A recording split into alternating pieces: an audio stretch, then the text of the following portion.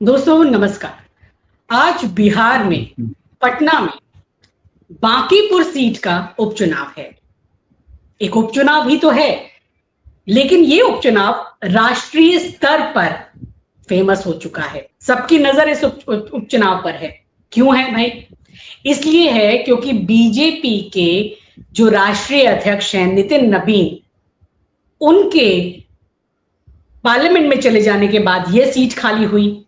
और ये जब सीट भाजपा के राष्ट्रीय अध्यक्ष की है, देश की सबसे बड़ी पार्टी के अध्यक्ष की है, तो ये सीट तो महत्वपूर्ण अपने आप में हो ही जाती है। तो ये सीट तो बड़ी आसान होनी चाहिए बीजेपी के लिए, उसकी झोली में आ जानी चाहिए, क्योंकि भाई उनके राष्ट्रीय अध्यक्ष की सीट है। लेकिन यही सीट अब बीजेपी के लिए सबसे मुश्किल सीट बन गई है। इतनी मुश्किल सीट कि सारे नेताओं को यहां पर झोंक दिया गया है। कौन सा कलाकार यहां पर नहीं लगाया गया है भाई? मनोज तिवारी से लेकर मैथिली ठाकुर और सभी तमाम बीजेपी के बड़े बड़े चेहरे यहां पर प्रचार कर रहे हैं। और अंत में बीजेपी को वो कार्ड भी खेल देना पड़ा है जिससे अभी थोड़ा वो बच रही है, वही हिंदू मुस्लिम वाला भगवा के पास आई है। तो जितने भी साम दाम दंड भेद हैं, वो सारे उपाय लगाने पड़ रहे हैं। और उनके सामने तो प्रशांत किशोर इतना बड़ा चेहरा होने नहीं चाहिए थे, लेकिन हो गए हैं। घबराहट इतनी बड़ी है कि कल प्रशांत किशोर के सहयोगियों को पुलिस गिरफ्तार करके ले गई। यानी आप समझ सकते हैं कि बीजेपी के खेमे में घबराहट कितनी बड़ी है। तो कितनी बड़ी प्रतिष्ठा का सवाल है बांकीपुर का उपचुनाव। आज यहां पर वोटिंग हो रही है। क्या है यहाँ की जनता का मन? क्या जनता कुछ सोच कर बैठी है इस बार बीजेपी को ही चुनेगी या कुछ बदलाव करेगी? क्योंकि कई सालों से, कई दशकों से बीजेपी के ही हाथ में ये सीट है। हमारे साथ आज दो विशेष मेहमान यहाँ पर मौजूद हैं। बिहार के बहुत ही वरिष्ठ और जाने माने पत्रकार संजय वर्मा जी हमारे साथ हैं, जो बिहार की एक एक खबर की नब्ज को पहचानते हैं। बिहार की राजनीति और जिसमें विशेषकर जो जातीय राजनीति है उसको ये बहुत बारीकी से पढ़ते हैं और इनका विश्लेषण हमेशा ही बहुत पैना रहता है। संजय जी, आपका बहुत बहुत स्वागत है। Thank you. और हमेशा की तरह हमारे साथ शिव जी भी मौजूद है। उन्हीं के प्लेटफॉर्म पर हम ये चर्चा कर रहे हैं, जो नेताओं की नब्ज को भी पहचानते हैं, बीजेपी के चाल चरित्र और चेहरे को भी पहचानते हैं, और बांकीपुर की इस सीट पर भी पहले दिन से ही उनकी निगाह है। और वो देख रहे हैं कैसे पल पल यहां बीजेपी के लिए सांप सीढ़ी की तरह खेल बदल रहा है। तो होगा क्या बांकीपुर की सीट पे? निगाहें सबकी यहां पर लगी हुई है। अगर ये हार जाती है बीजेपी ये सीट, तो क्या उसकी प्रतिष्ठा गिर जाएगी? क्या जो उनके राष्ट्रीय नए नवेले अध्यक्ष बने हैं नितिन नबीन, उनसे कुछ सवाल पूछे जाएंगे, या फिर इसका ठीकरा जो मुख्यमंत्री हैं सम्राट चौधरी उनके माथे पर आएगा? ये सवाल बहुत सारे हैं। संजय जी, पहले आपके पास ही आती हूं। आज चुनाव हो रहा है, बड़े लंबे सालों से तो ये बांकीपुर सीट बीजेपी के पास है। घबराहट यहां होनी नहीं चाहिए थी, लेकिन बीजेपी में इतनी घबराहट क्यों? इतना जो कुछ किया जा रहा है इस सीट के लिए, इसके पीछे आप क्या देखते हैं? प्रशांत किशोर क्या यहाँ एक कोई बड़ी फोर्स बन गए हैं, या फिर बीजेपी की अंदर की खींचतान जो है उसने यहां पर मुकाबले को इतना कड़ा कर दिया है? आप क्या देखते हैं? देखिए, बीजेपी के अंदर खींचतान तो रहती ही है भी पटना के चुनाव में, लेकिन जो सबसे बड़ा सरदर्द जो साबित हो रहे हैं वो प्रशांत किशोर है। हालांकि इन्होंने चुनाव में प्रारंभिक दौर में ये कहा कि उनको 2000, 1000, 3000 वोट आएंगे, लेकिन अब जो भाजपा के अंदर जो चिंता है, जो उनकी पेशानियों पर जो बल पड़ा है, उससे लगता है कि भाजपा वाले 2-4 दिन से सोए नहीं होंगे, क्योंकि बेचैनी इतनी बढ़ी हुई है जिसका कोई अंदाजा नहीं है। रात रात भर जाग जाग कर दुनिया के राष्ट्रीय अध्यक्ष मतदाताओं को 1 to 1 मोबाइल की घंटी बजाते रहे कि भैया इस बार जिता दो, चूंकि मेरी इज्जत का सवाल है। ये भाजपा का सवाल नहीं है, नितिन नवीन जी के इज्जत का सवाल है। वो अपने निजी इज्जत का हवाला दे रहे थे। लाचारगी और बेचारगी अंशु जी इसी को कहते हैं। दुनिया की सबसे बड़ी पार्टी, सबसे ज्यादा खर्चीला चुनाव हो रहा है पटना में। इतना खर्च शायद जनरल चुनाव में नहीं होता होगा जितना ज्यादा खर्च इस चुनाव में हो रहा है बांकीपुर में। बड़ी आसानी से वो मॉर्टन का चॉकलेट समझकर पिछले 35 साल से भाजपा जो है एकदम सॉफ्टली जीत रही थी। लेकिन इस बार ऐसा क्या हुआ कि आपको चुनाव जीतने के लिए साम दाम दंड भेद, हर तिकड़म हर कुकर्म, हर चीज का सहारा लेना पड़ा आपको। 40-40 स्टार प्रचारक उतारे गए। बिहार सरकार के एनडीए के 202 विधायक सड़कों पे घूमते नजर आए।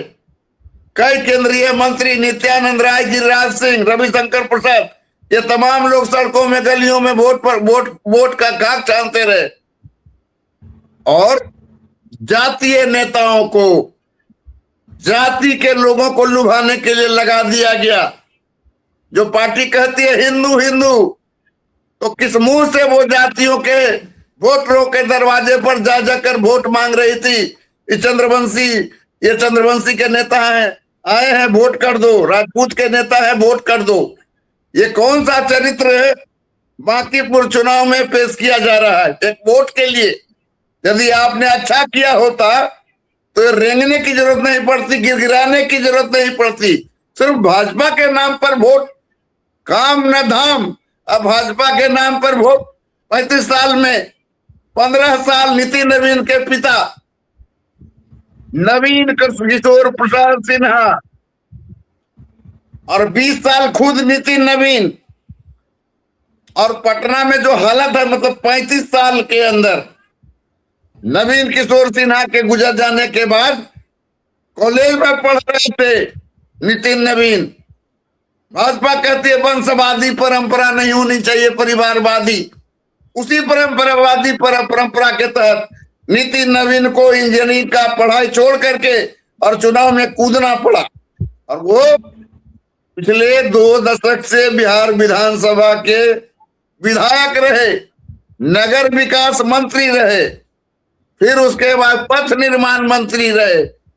Bankipur heart of the town है, मतलब कि ये पटना का ये दिल है। पटना जंक्शन से जब आप उतरेंगी तो फिर आपको ये बनाना पड़ेगा नजरिया कि मैं बांकीपुर में आया हूं। आज देख लीजिए बांकीपुर की हालत, स्मार्ट पटना, स्मार्ट सिटी, कहीं कुछ नहीं दिखाई दे रहा है। लोहानीपुर जैसे इलाकों में चल जाइए तो जल जमाव की समस्या अस्थायी रूप से रहती है। अगर आप चले जाए मीठापुर, उसकी भी हालत बहुत खराब रहती है। अगर बारिश 2-4 दिन हो जाए तो पूरा जो है बांकीपुर क्षेत्र पानी में डूब जाता है। घरों में लोगों को पानी इतना घुस जाता है कि लोगों को निकलना मुश्किल हो जाता है। कई कई दिनों तक उनके लिए खाना मुश्किल हो जाता है। आपने एक दृश्य देखा होगा, एक बार जब ऐसी ही स्थिति आई थी तो पप्पू यादव ने क्या किया था, उन्होंने जिम्मेवारी निभाई। आज मैं सुन रहा था रविशंकर प्रसाद को, कह रहे थे मैंने और नितिन ने मिलकर चकाचक पटना कर दिया। अरे चकाचक पटना कर दिया तो फिर आपको जो है गलियों में, पगडंडियों में वोटरों के आगे गिड़गिड़ाना क्यों पड़ रहा है रविशंकर जी? मेरा भी घर पड़ता है खुसरूपुर, मेरे पार्लियामेंट के वो सदस्य हैं हमारे क्षेत्र के, लेकिन 1 इंच उन्होंने ईंटें कहीं नहीं रखी, कोई गली नहीं बनाई, नली नहीं बनाई। अगर आपने विकास की बात करते हैं तो अगर आपने विकास किया होता तो जनता स्वतः आपको वोट करती। लेकिन जनता तो अब बदलाव के मूड में आ गई है। उन्होंने आपके 35 साल 40 साल का जो है विधायक रहते हुए विकास देखा, और साथ साथ ये जो डबल इंजन की बिहार में सरकार है, 12 साल तक केंद्र में मोदी जी प्रधानमंत्री हैं। अब इतना आभा मंडल के बीच गलिए गलिए द्वारे द्वारे आप धन मना रहे हैं। बिहार में कहता है धन मना रहे हो यार, कोई खास बात है क्या? वही खास बात है, इनकी प्राण अटकी हुई है, प्राण बांकीपुर में। यदि ये लूज कर गए तो कोई इधर गिरा कोई उधर गिरा का स्थिति हो जाएगा। अंशु जी जी आगे आपका कोई सवाल बताएं। जी बिल्कुल सही बात कह रहे हैं संजय जी। घबराहट इतनी है, इस चुनाव को जीतने के लिए पूरी प्रतिष्ठा दांव पे जिस पर लगी हुई है, सभी नेताओं को बुला रहे हैं, सब तरह के प्रपंच, सब तरह के हथकंडे यहाँ पर अपनाए जा रहे हैं, लेकिन फिर भी प्रशांत किशोर यहाँ पर भारी नजर आ रहे हैं। शिव जी आपके पास में आऊंगी। बिल्कुल अपर है, क्या आपकी। बिल्कुल अपर है। कल कल की एक घटना की हवाला मैं दे देता हूं। हाँ जी। अचानक ये हुआ कि प्रशांत किशोर के 20 लोगों को एसटीएफ वालों ने उठा लिया। जी। प्रशांत किशोर पहुंच गए चक्कनपुर थाना में, आपने नजारा देखा होगा। और पुलिस का रवैया देख लीजिए। कहा जाता है पुलिस, बिहार की पुलिस पीपुल्स फ्रेंडली है। अब जब जन सुराज के सूत्रधार और बांकीपुर के कैंडिडेट प्रशांत किशोर जब पहुंचे तो उनको दारू बेचने वाला बता दिया गया। अब इसी से समझ सकते हैं बिहार की पुलिस की मानसिकता। ये प्रशांत किशोर दारू बेचने वाले हैं और वो तमाम जो वो समर्थक थे 5,000, वो सब दारू बेचने वाले लोग थे। कैसी घटिया सड़िया सड़ा हुआ मानसिकता है। और हद तो बिहार में देख लीजिए कि अमूमन हारने वाली पार्टी इलेक्शन कमीशन जाती है। ये जो सत्ताधारी दल भाजपा सुबह सुबह ही पहुंच गई चुनाव आयोग और कहती है कि ये जो जन सुराज के लोग हैं वो सब फर्जी आईडी के बल पर वोट दे रहे हैं। तो इबारत पर लिखी हुई दीवार पर लिखी हुई इबारत को जनता भी समझ रही है, लोग भी समझ रहे हैं, और भाजपा खोखली हंसी हंस के अपना मुस्कुरा रही है। बिल्कुल बिल्कुल सही बात आपने कही है। सिर्फ खोखली हंसी है, नहीं तो इतनी घबराहट नहीं होती। भाई प्रशांत किशोर से आपको इतनी घबराहट कि उनके पार्टी के समर्थकों को, पार्टी के लोगों को आप गिरफ्तार करा रहे हैं, शराब का उनके ऊपर आरोप डलवा रहे हैं, और आपके जो पुलिस कर्मी है वो कितने, मतलब समझ में आ रहा है कि निष्पक्ष तो वो कहीं से नहीं है और किस तरह के आरोप लगा रहे हैं। रात रात भर थाने पे बिठाया जा रहा है चुनाव वोटिंग से एक दिन पहले। तो घबराहट आपकी बताती है।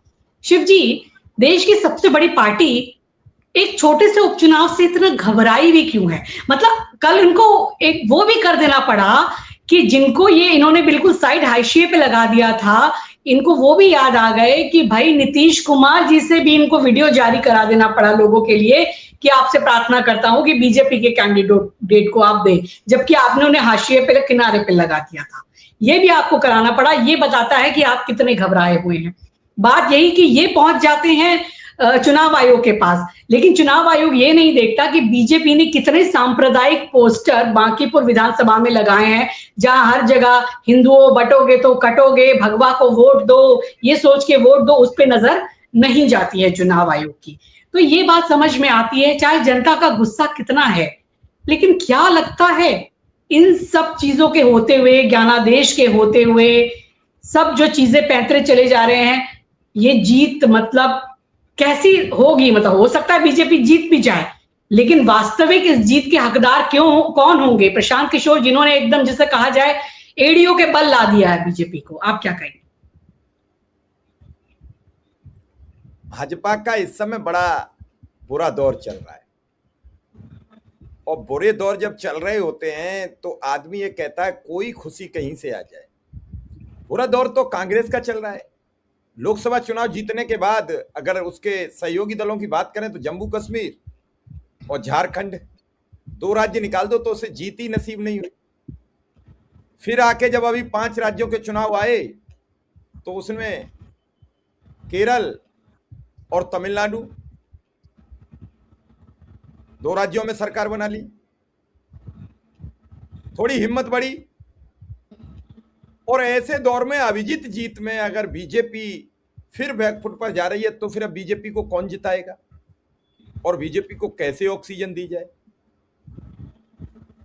इतना बम्पर अभी बिहार की सीमा से सटे राज्य में इतनी बड़ी विकराल जीत, विकराल हिस्ट्री जीत की करके आए हो, तो बिहार में डर क्यों रहे हो? बिहार में भी अभी करके गए हैं।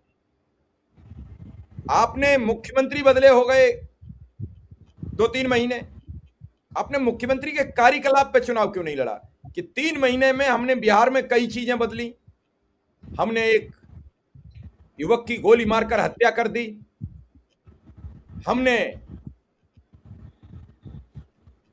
मैथ और केमिस्ट्री की यूनिवर्सिटी बनाने का जिक्र कर दिया, क्यों नहीं कहा आपने? हमने तो ये सुना था यूनिवर्सिटी बनती है उसमें सभी सब्जेक्ट पढ़ाए जाते हैं। चलिए, हो सकता है कि उनकी सोच हो, सोच अपनी अपनी है।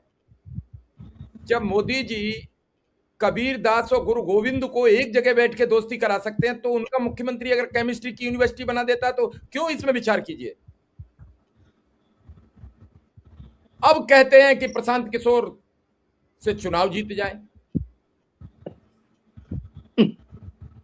कल उत्तर प्रदेश के बनारस में संत रविदास जी का महोत्सव मनाया जाना था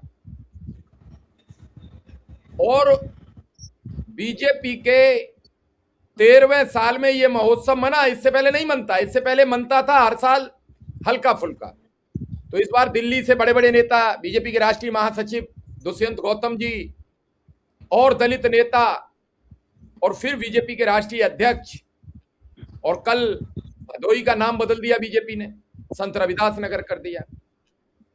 वहां नितिन नवीन को आना था और एकाएक पता चला कि अब नितिन नवीन नहीं आएंगे क्योंकि बांकीपुर में कुछ मामला फंस गया है। ऐसा क्या फंस गया है? एक विधानसभा है, बीजेपी का राष्ट्रीय अध्यक्ष, इन विश्व की सबसे बड़ी पार्टी का राष्ट्रीय अध्यक्ष अपने प्रोग्राम को अटेंड नहीं कर पाया। अरे कितनी देर लगती? 1 घंटे में आते उड़ के, 1 घंटे में लौट जाते, 1 घंटे प्रोग्राम में रुकते, 4 घंटे बाद फिर पहुंच जाते। लेकिन डर तो यह था कि हार गए तो नंबर कम हो जाएंगे। पहले ही बॉस तो कह दिया, लेकिन हमें कोई बॉस मानता ही नहीं है। हमने जो टिकट दी वही काट दी गई। अगर चुनाव और हार गए तो रही बची कसर पूरी कर देंगे।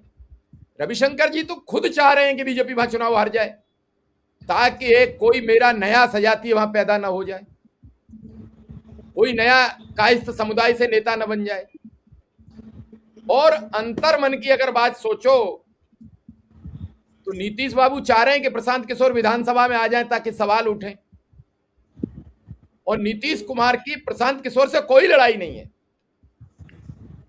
वो दोनों की आज भी अच्छी ट्यूनिंग है। जैसे आरसीपी सिंह की नीतीश की हो गई, ऐसी नहीं हुई है प्रशांत किशोर की।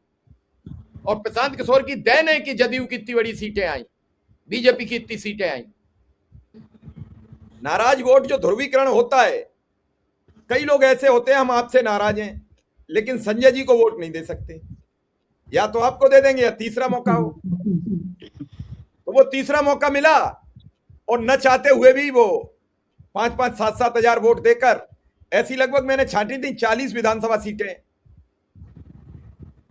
आज बीजेपी बांकीपुर ही नहीं, दतिया में नाक रगड़ती नजर आ रही है जी।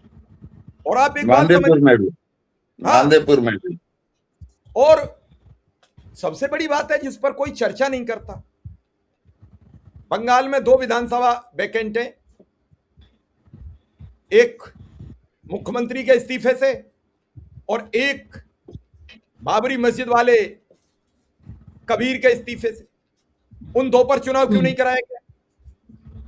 क्यों नहीं कराया गया? इस देश की 3 लोकसभा वैकेंट हैं, वहां उपचुनाव क्यों नहीं कराया गया? उत्तर प्रदेश में 3 सीटें वैकेंट हैं डेथ की वजह से। 6 महीने पहले नहीं चुनाव होता किसी राज्य में, लेकिन अभी 8 महीने से ज्यादा का समय बाकी है। 29 मार्च तक विधानसभा का गठन होना है, जबकि अभी जुलाई चल रही है। तो ये बीजेपी है, जो बीजेपी से मैसेज आता है। आपको याद होगा सिंधु जी जो चुनाव आयुक्त हैं, उन्होंने कहा था कि पूरी एसआईआर व्हाट्सएप के संदेश पर हुई जो मुझे स्वीकार नहीं थी। तो जब व्हाट्सएप से पूरा चुनाव आयोग चल रहा है, ईडी सीबीआई चल रही है, दिल्ली का शासन चल रहा है, तो फिर बांकीपुर क्या, कुछ भी हो सकता है, दतिया क्या, कुछ भी हो सकता है। और सवाल यह है कि एक सिंगल चुनाव भी 4 दिन बाद मतगणना होगी। क्यों होगी? सही बात भाई, 1 दिन पहले रखा जाता था उपचुनाव में या चुनाव में कि अगर कोई 2 दिन, जैसे आज हो रहा है तो परसों काउंटिंग होगी, अगर कल कोई रिपोल होगा तो कल हो जाएगा। जबकि तब से एडवांस हो गया चुनाव आयोग, तारीख बढ़ाई जाने लगी। ये तो कम है मैंने हिमाचल की तो 1 महीना बंद देखी है, मैंने अभी तमिलनाडु की 1 महीना बंद देखी है, मैंने अभी केरल की 1 महीना बंद देखी है, असम की 1 महीना बंद देखी है। भाई क्यों? क्योंकि अगर हमारी हार का संदेश पहले चला गया, हिमाचल की हार का संदेश गुजरात चला जाता, तो परिणाम बदल जाते। और चुनाव आयोग मुंह, भाई जब 1 महीने बाद कहीं चुनाव कराना है तो दूसरे राज्य से उस राज्य का क्या लेना देना है? चुनाव आयोग क्या पार्टी के लिए काम करता है? चुनाव आयोग तो संवैधानिक संस्था है। जिस राज्य में चुनाव हो गया वहां मतगणना करा दो, वहां की सरकार बनने दो। जिस राज्य में नहीं हो रहा वहां मत कराओ। ये सवाल पूछता कौन है? ये सवाल करता कौन है? हाँ, सवाल करते हैं। राहुल गांधी ने असंसदीय शब्द बोल दिए। अगर निशिकांत दुबे ये कहते हैं पंडित जवाहरलाल नेहरू अय्याज थे, उनका एक बौद्धिक प्रकोष्ठ का नेता ये कहता है कि मैं वहां होता तो लड़कियों का सामूहिक गैंगरेप करा देता, ये संसदीय शब्द है। मैं तो ये कह रहा हूं, इस देश की आधी आबादी खामोश कैसे बैठी है? ये पूरी आधी आबादी पर हमला है, एक अकेले किसी व्यक्ति पर नहीं है। कांग्रेस पर हमला नहीं है, ये सीजेपी पर हमला है। ये आधी आबादी की मान सम्मान की बात है, और आधी आबादी को झाड़ू उठा लेना चाहिए। और जहां ये ऐसे कहने वाले मिले वहां झाड़ू से इनकी धुलाई कर देनी चाहिए। बिल्कुल शिव जी, सही बात आप ये कह रहे हैं। ये तो किसी भी हद तक जा सकते हैं, किसी भी स्तर तक जा सकते हैं। आप बहन बेटियों के लिए भी कुछ भी कह सकते हैं, इनका तो कोई भी स्तर नहीं है।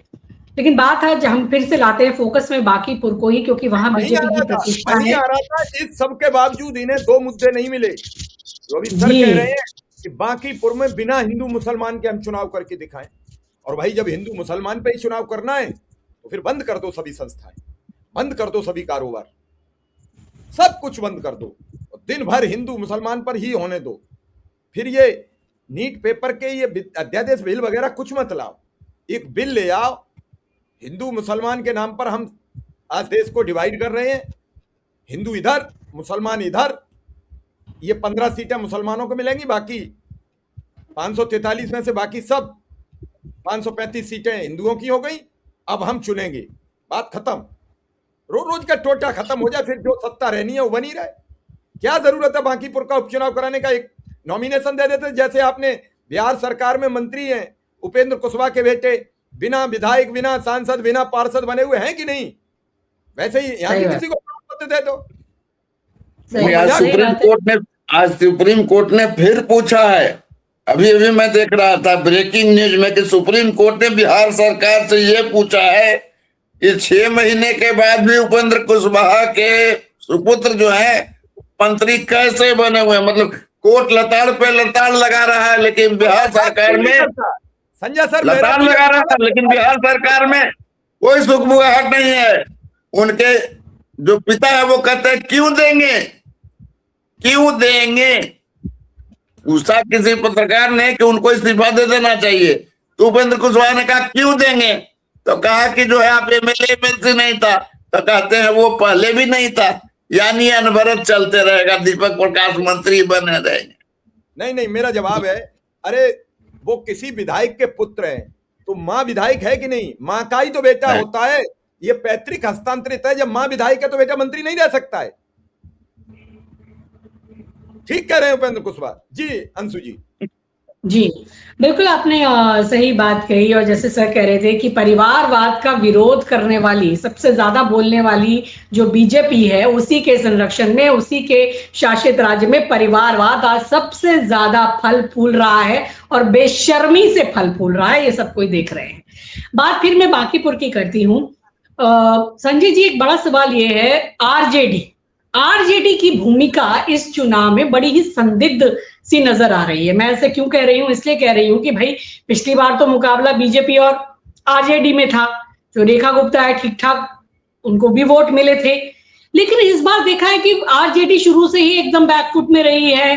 तेजस्वी यादव को इस चुनाव से कुछ लेना देना नहीं था। जब ऐसा लगा कि प्रशांत किशोर एज ले रहे हैं, भाई आरजेडी और बीजेपी में मुकाबला नहीं है, मुकाबला प्रशांत किशोर और बीजेपी के बीच मूव होता नजर आ रहा है, तब शायद कहीं अंदरूनी कुछ ऐसा हुआ है कि बीजेपी की तरफ से इशारा हुआ और तेजस्वी यादव तब मैदान में आए, क्योंकि उन्हें लगा कि शायद हमारे वैश्य और यादव वोट और मुस्लिम वोट कहीं छिटक कर भाई प्रशांत किशोर की तरफ तो नहीं जा रहे, और एक तरीके से जिसे कहा जाता है ना कि अंतिम समय में आकर भरपाई करने की कोशिश की गई।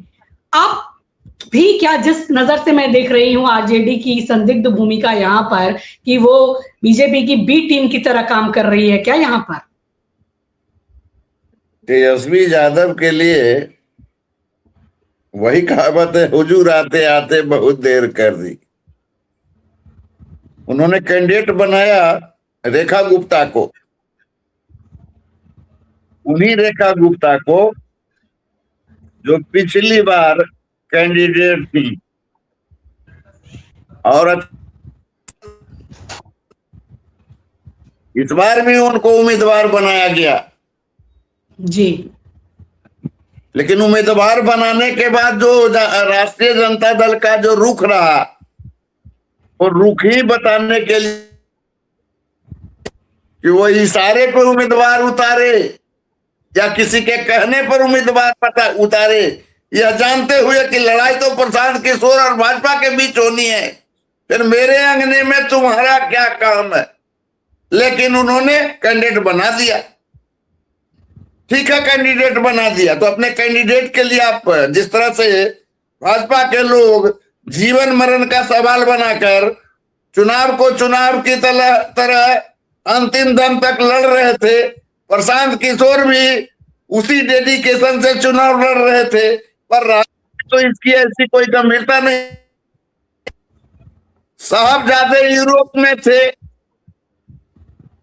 उनके एमपी हैं, सारे एमपी 6 एमपी, वो सारे एमपी मतलब पूरे चुनाव के दौरान कहीं नहीं दिखे। तो ये क्या जाहिर करता है?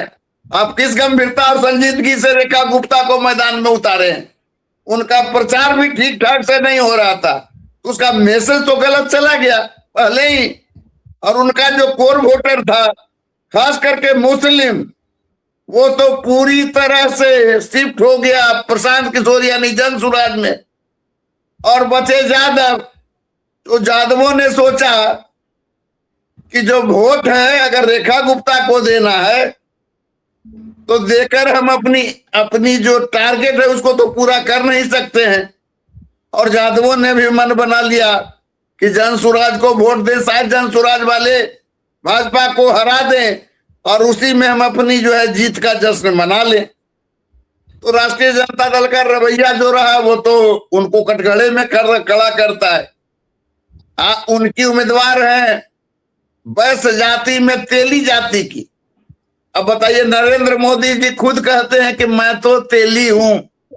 बताइए, विश्व गुरु तेली, और यहाँ राजद कैंडिडेट दे रहा है तेली। अब बताइए, वोट रेखा गुप्ता को देगा वोटर या फिर विश्व गुरु को देगा? अगर वो देगा तो यहाँ की सल्तनत डूबेगी, और अगर यहाँ देगा तो वहां की सल्तनत डूबेगी। तो तेली जाति का जो वोटर है वो सांप सुंदर की स्थिति में नहीं पड़ना चाहता, वो अपने गॉडफादर को वोट दे रहा है। इसे डॉक में जनता ही खड़ा कर रही है, हम आप क्या खड़ा करेंगे।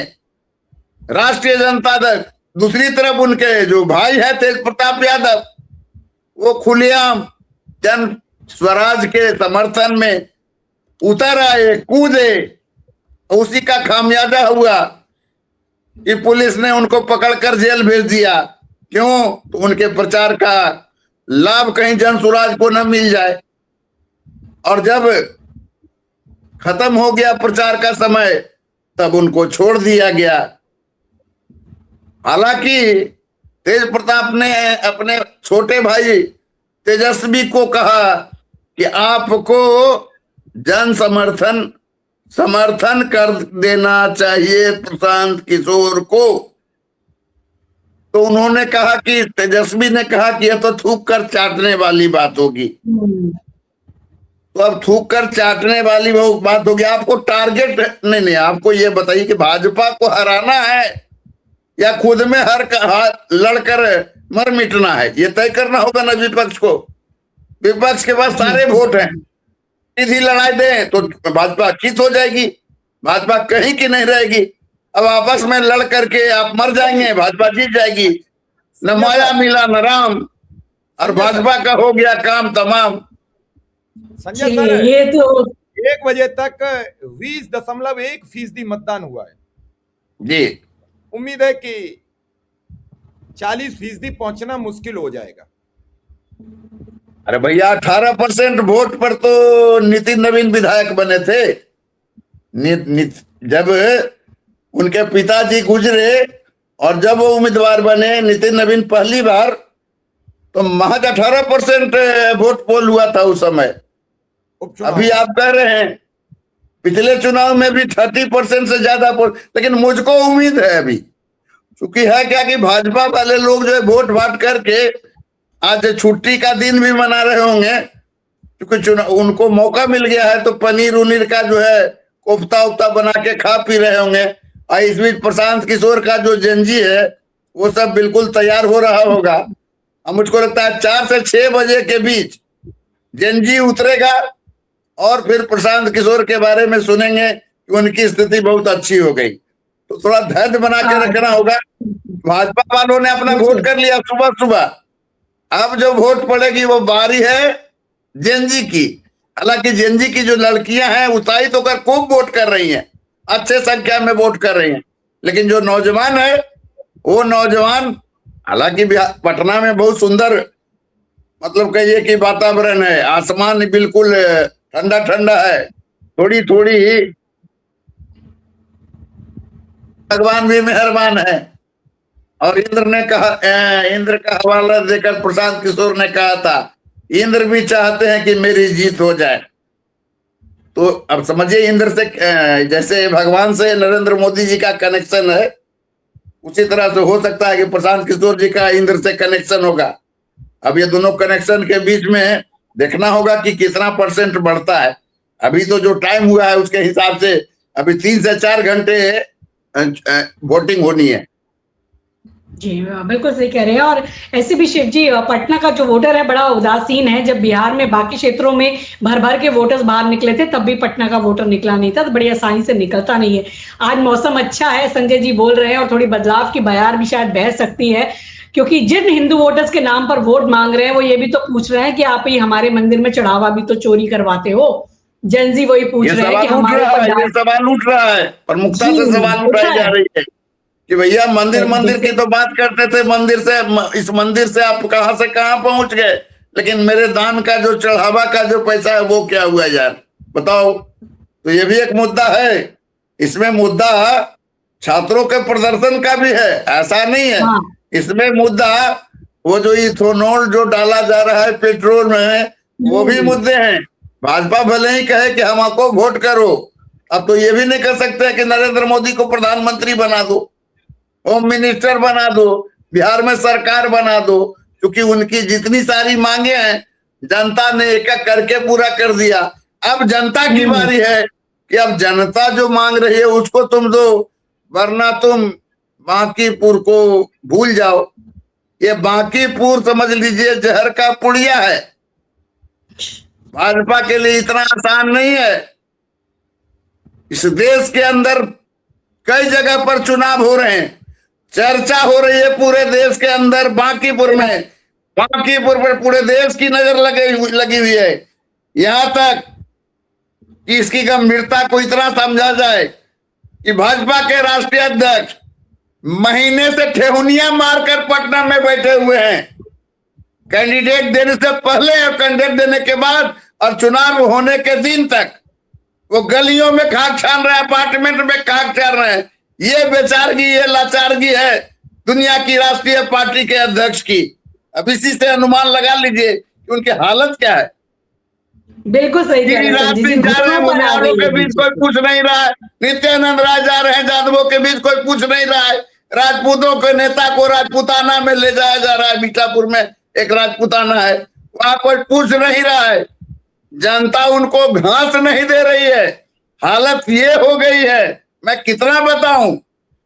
अगर हार गई तो समझ लीजिए सुसाइडल टू डेथ, इसका बहुत गंभीर परिणाम होगा। अगर वो जनजी का प्रदर्शन से धर्मेंद्र प्रधान गए तो धर्मेंद्र प्रधान के जाने के बाद जितना धक्का लगा उससे 100 गुना ज्यादा बड़ा धक्का लगेगा अगर बांकीपुर चुनाव भाजपा हार जाती है तो। हिल जाएगी। बिल्कुल। इसीलिए इतनी बड़ी प्रतिष्ठा का ये चुनाव है, बांकीपुर चुनाव बीजेपी के लिए। और अभी अभी जो इतने बैकफुट में गए हैं, इतने धक्के खाए हैं, धर्मेंद्र प्रधान का इस्तीफा हुआ है, देश भर में इतना बड़ा छात्र आंदोलन हुआ है और राम मंदिर में चढ़ावा चोरी का इतना बड़ा आरोप लगा है, उसके बीच बीजेपी अगर ये चुनाव हारती है बांकीपुर का, तो फिर मोहर पूरी तरह से लग जाएगी और सवाल उठेगा दिल्ली की सीट पर कि आपकी वहां बने रहने की आखिर नैतिकता क्या है। तो नजरें हमारी इस चुनाव पर बनी रहेगी। समय हो गया है इस चर्चा को यही समाप्त करना होगा। रिजल्ट आने तक और पूरी मतगणना होने पर के बाद भी हम आपके पास अपडेट लेकर आएंगे। आप इस पूरे चुनाव के बारे में क्या सोचते हैं, किसको जीतना चाहिए और क्या कुछ होना चाहिए इस चुनाव में, लिखकर हमें कमेंट्स में बताइए। और हमारे इस चैनल को आप सब्सक्राइब कर लीजिए। वीडियो पसंद आया है तो उसे लाइक शेयर कीजिए, अपने दोस्तों के साथ उनके साथ बांटिए, उनके साथ शेयर कीजिए। फिलहाल इस चर्चा में अभी के लिए बस इतना ही। आप दोनों का बहुत बहुत शुक्रिया। नमस्कार। Thank you.